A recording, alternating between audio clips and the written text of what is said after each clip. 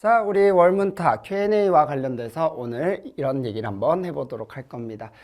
사실 이제 내가 평상시에는 이제 그 아이디를 불러주면서 이제 내가 얘기를 했었는데, 이번에는 실제로 현장에서도 많이 질문이 나오고, 쌤이 이제 따로 이제 또 질문 받는 창구가 있거든. 또 거기서도 질문이 많이 나왔고, 이투스 Q&A에서도 많이 올라온 내용들, 그러니까 종합적으로 좀 많이들 올라온 내용들과 관련돼서 내가 종합적으로 한번 설명을 해주고자 이렇게 영상을 촬영하게 됐어요. 이번에는 사실 되게 간단한 내용이야. 이거 어려운 내용도 아니에요. 근데 생각보다 많은 학생들이, 그러니까 많이는 알고 있겠지. 근데 몇몇 많은 학생들이 생각보다 잘 모르더라. 생각보다 오해를 많이 하고 있더라. 와 관련된 얘기로서 부등식에 대한 오해로 쌤이 오늘 한번 준비를 좀 해봤습니다. 뭐 별건 아니고요. 그냥 간단하게 한번 내가 얘기를 해볼게. 이게 내가 어디에서 많이 나왔던 질문이었냐면 크게 두 가지가 좀 있는데, 첫 번째로 내가 이제 기울기와 관련된 얘기. 예를 들어 내가 수투 수업에서 이제 변곡점과 관련된 얘기를 할 때 3차 함수의 변곡점에서 기울기는 뭐 최대다, 최소다 라는 얘기를 할 때 내가 이런 얘기를 해요. 그러면 예를 들어서 뭐 f'x가 3보다 작거나 같다 라고 했을 때 이 f'x, 즉 기울기의 최대는 f'x가 어쨌든 기울기를 얘기하는 거잖아요. 그쵸? 그러면 기울기의 최대는 뭐다? 3 이하다. 그래서 내가 이거를 이제 수투에서 변곡점에서의 기울기, 변기라고 했었죠. 좀 모양새가 이상하지만 변기의 최대가 3 이하다라고 얘기를 했었어. 근데 이제 학생들이 이제 이런 얘기를 하는 거야. 선생님, 그럼 기울기의 최대가 3 이하가 아니라 기울기의 최대가 3 아닌가요? 이게 첫 번째 질문이야. 기울기의 최대가 3 아닌가요? 즉 변곡점에서의 기울기의 최대가 3 아닌가요? 라고 질문을 많이 하는데, 자, 이 말은 틀린 말입니다. 이것은 잘못된 말이에요. 왜 잘못된 말인지 지금부터 내가 설명을 좀 해줄게. 자, 우리가 예를 들어서 이런 얘기를 한번 해보자. 1이란 놈이 3보다 작거나 같다. 이거 참이야 거짓이야? 1이 3보다 작거나 같다. 일단 이거부터 먼저 해볼까? 1이 3보다 작다. 이건 명백히 참이죠. 그쵸? 이건 당연히 참이야. 근데 1이 3보다 작거나 같다? 선생님, 같은 게 아니지 않나요? 그래서 얘를 거짓이라고 생각하는 애들이 꽤 있더라고. 아니야, 이거 당연히 참입니다. 둘 다 참이에요. 그러니까 작거나 같다의 의미가 결국 뭐냐면, 이거. 작거나 같다. 그러니까 한글 그대로 녹아있잖아. 작거나 같다. 작다 또는 같다예요. 작고 그리고 같다가 아니야. 작거나 또는 같다야. 그러니까 둘 중에 하나만 만족하면 성립한다는 얘기야. 그러니 1이 3보다 같은 건 아니지. 그런데 1이 3보다 작잖아. 그러니까 여기에 포함되어 있죠. 그러니까 들어간다는 얘기야. 이 말은 참이 된다는 얘기예요. 요거 이해됩니까? 자, 그러니 예를 들어서 내가 fx가 3보다 작거나 같다라는 요식을 내가 하나 가져와 볼게. 자, 그러면 이 함수는 3보다 작거나 같아요 라는 말은, 예를 들어서 내가 함수가 2차 함수로 그려보자. 뭐 이런 식으로 생겼어, 2차 함수가. 그리고 y는 3이 뭐 이런 식으로 생겼어. 이렇게. 그럼 어때? 이 2차 함수는 3보다 작거나 같다라는 이 명제가 참이야 거짓이야 라고 했을 때 우리는 확실하게 얘기할 수 있어야 돼. 뭐야? 작거나 또는 같다. 작잖아 확실히. 이 함수가 3보다 다 작잖아요. 그러니까 얘는 확실히 참이 되는 거야. 여기까지 괜찮니? 자, 여기에서 fx의 최대는 3이라고 얘기할 수 있어요? 아니죠. fx의 최대는 요게 최대잖아. 그러니까 fx의 최대가 뭐보다 3보다 작거나 같다라고 얘기하는 게 맞는 표현이다. 그래서 우리가 첫 번째로 얘기하는 내용, 내가 두 개를 가져왔다고 했죠? 첫 번째 부등식에 대한 오해. fx가 3보다 작거나 같다라는 표현이 있을 때 여러분들은 얘의 최대가 3이다 라는 표현은 잘못된 표현이에요. 얘의 최대가 3보다 작거나 같다라고 얘기하는 게 맞는 표현이다. 여기까지 이해됩니까? 그래서 내가 수투에서도 얘기했던 이 내용들, 기울기의 최대는 3이다 라고 하는 표현은 틀린 표현이 되고요. 기울기의 최대가 3보다 작거나 같다라고 얘기하는 게 맞는 표현이다. 여기까지 이해돼? 오케이. 좋습니다. 두 번째. 물론 이제 이런 문제에서 보통 그 fx가 3이 되는 놈이 예를 들어 있어. 뭐 f1이 3이야. 예를 들어. 뭐 이런 조건이 주어져 있다면 그러면 당연히 fx의 최대는 3이 맞겠죠. 근데 뭐 이런 조건이 없다면 최대가 3이라고 얘기할 수는 없는 거야. 오케이. 자, 두 번째. 이제 이런 질문이 나올 때도 있어. 이것도 생각보다 많이 물어보더라고. 매년 꼭 나오는 질문인 것 같아. 자, fx가 gx보다 작거나 같대요.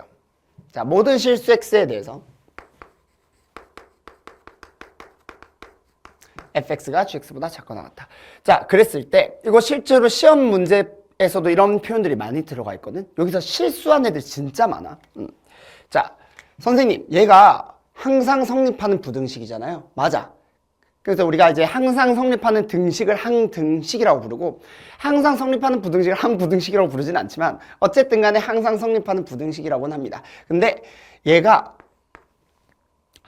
미분을 때려. 내가 예를 들어서 기울기와 관련된 질문이 나왔다고 가정을 해볼게. 뭐 예를 들어 뭐 f 프라임 뭐 3 이런 놈의 부등식 형태가 필요했어. 그래서 학생들이 뭐라고 많이 생각하냐면 그러면 얘가 어차피 항상 성립하니까 얘를 미분하는 거야. 근데 우리가 보세요. 모든 실수 x에 대해서 fx는 gx라는 표현이 있으면 얘는 뭐야? 항등식이죠. 얘는 확실히 항등식이지. 항등식은 이 f랑 g가 그냥 어떻다는 얘기야? 아예 same, 똑같다는 얘기야. 두 개의 함수가 똑같다는 얘기니까 당연히 둘을 미분한 놈도 어떻겠어? 같지. 여기까지 이해됩니까?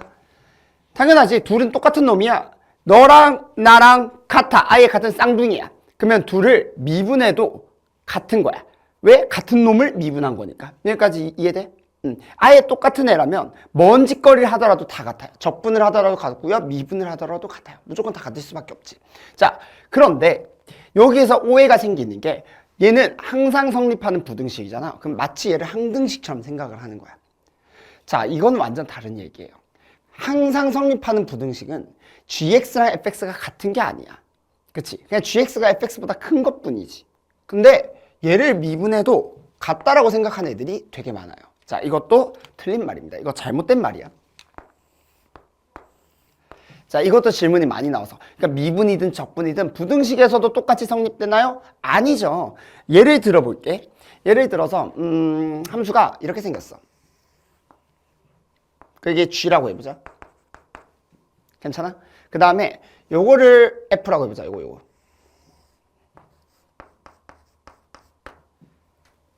여기까지 괜찮니? 자, 그랬을 때 보세요. 자, 지금 이 모습을 보면 g가 f보다 어때? 항상 크거나 같아요. 항상 크거나 같아.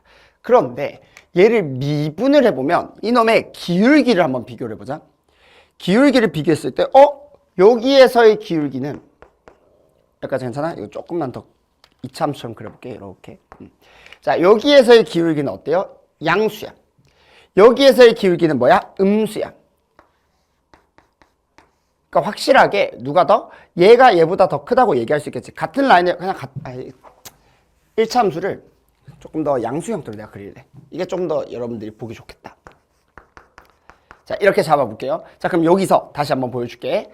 자, 여기의 모습에서 얘네들의 위치 기울기를 따져보면 이 기울기가 이 기울기보다 항상 어때? 크다는 게 보여져. 그치? 여기까지는 큰 문제가 없어 보여요. 근데 예를 들어서 이쪽을 바라보자. 여기를 보니까 같은 x값에 대해서 g는 f보다 무조건 더 커. 근데 기울기를 바라보면 미분이라는 건 기울기잖아. 기울기를 바라보면 이놈의 기울기와 이놈의 기울기를 봤을 때는 누가 더 커요?